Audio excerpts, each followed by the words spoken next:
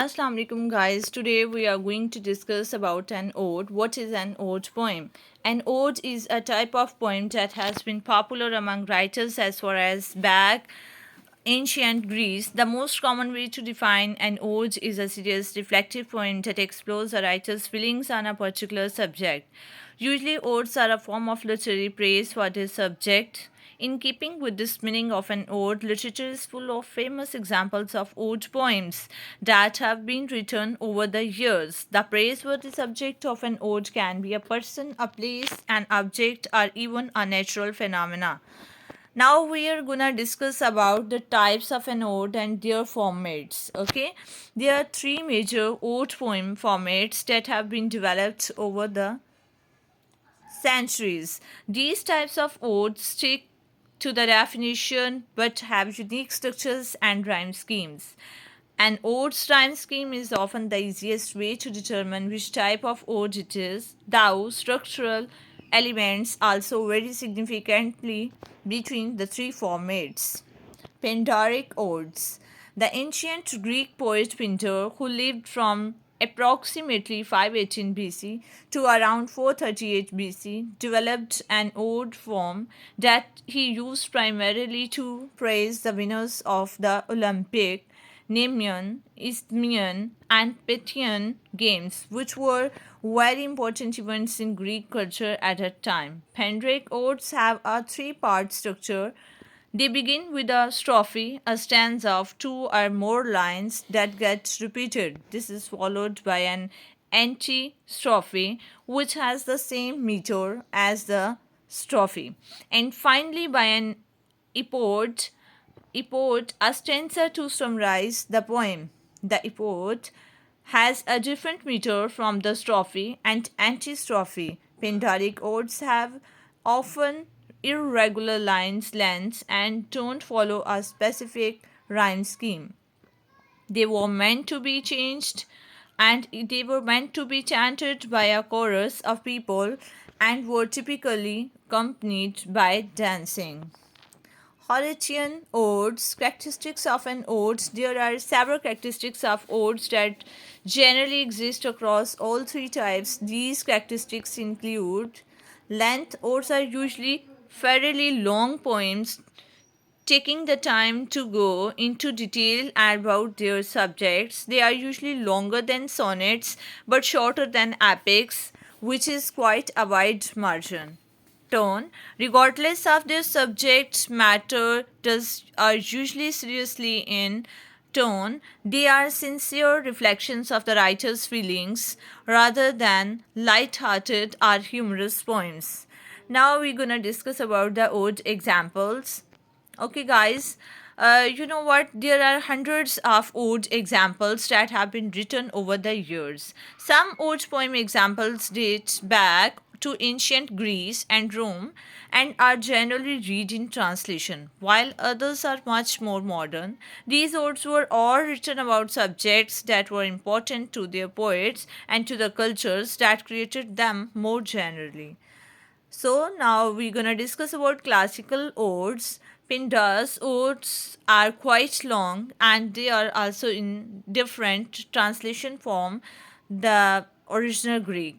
The trophy of his first Olympic ode, which gives a sense of the emotion and sincerity of Pindaric odes, was translated into English in 1846 by C.A. Wheelwright. Okay. Water with purest virtue flows, and as the fire's resplendent light dispels the murky gloom of night, the meaner treasures of the mind with undistinguished lustre shine, where gold radiate glows.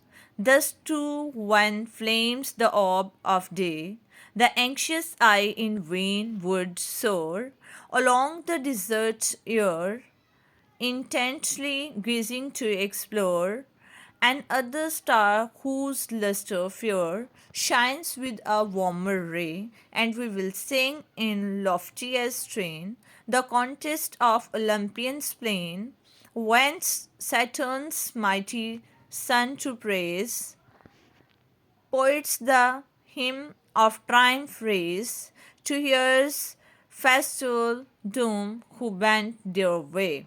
The antistrophe that follows has the same structure as the strophe, while the epode differs.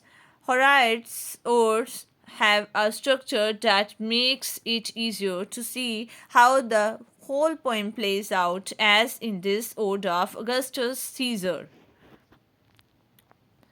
Enough, enough of snow and direful hail hath Jove in anger showered upon the land, and launching havoc with his red right hand on tower and temple made the city quail.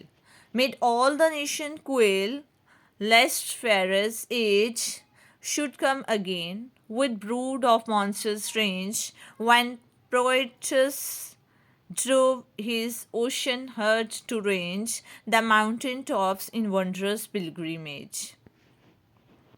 Function of ode. Now we're gonna discuss about the function of an ode. What is the function of ode? The function of odes is to praise a subject. There has long been an intense human need to memorialize and celebrate aspects of life, and odes are one way for writers to express that need because odes can be written on any subject. They tend to offer a uniquely personal window into the kinds of experiences and feelings that poets find the most evocative and worthy of praise. Again, what is an ode? Okay, now we'll describe about what is an ode. Sometimes you just want to say, hey, you are doing a great job, or man, I love my car. When the need to praise arises, it's time to write an ode.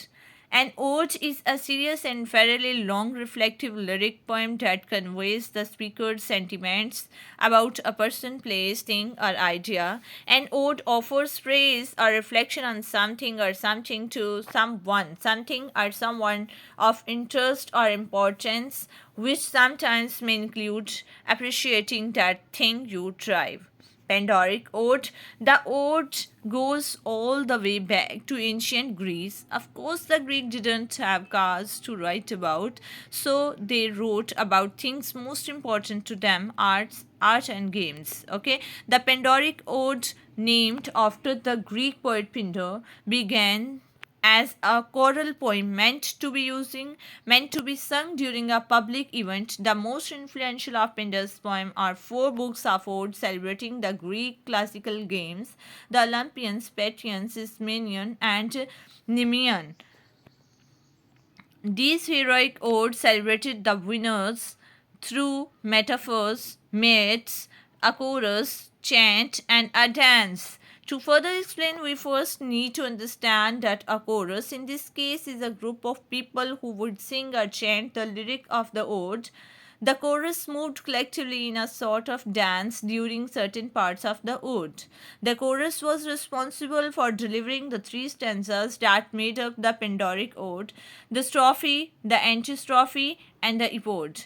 To begin, the chorus would chant the trophy, the first stanza of two or more lines repeated as a group as they danced in one direction. The chorus would then retrace the steps moving in the opposite direction that had followed during the strophe.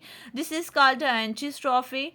The second stanza that followed the same meter as the strophe. Finally, the chorus would stop mid stage and sing the epode. The third stanza, consisting of some rising lines and followed a different meter, the chorus would repeat the movements which with each set of three stanzas in the ode. Okay. Horatian Ode. Unlike Pinter's heroic ode, the Horatian Ode is meditative, intimate, and informal. Named after the Latin poet Horace, these odes also dealt with different subject matters than Pinter's. Horatian Odes dwell on simple pleasures and find subjects in anything of interest. Again, Horace lived before the time of the automobile, so he had to write about other things of importance, from seasons to beautiful women. He took the ordinary and combined it with the sacred to create his insightful appreciations. It's probably no surprise that, with the informal tone, these odes don't follow the strict structural guidelines we see with the Pindaric odes. Instead, they are short and written in equal length stanzas which have the same rhyme scheme and meter. William Wordsworth Ode to Duty. Ode to Duty, I think it's an, yes, no. William Wordsworth's Ode to Duty, a poem that looks at the devotion to duty and integrity, is a Horatian Ode. If we look at the first two stanzas, we can see they are of equal length and follow a consistent rhyme scheme, in this case A B A B C C D D. Stern daughter of the voice of God, O duty, if that name thou love, who art a light to guide a rod, God, rod, A. Okay, you know what the rhyming scheme? God, love, rod, reprove. Okay, love, of. This is the same like thing. You can say, you can see here the rhyming scheme of ode, ode to duty. Who are a light to guide, a rod to check the erring and reapprove.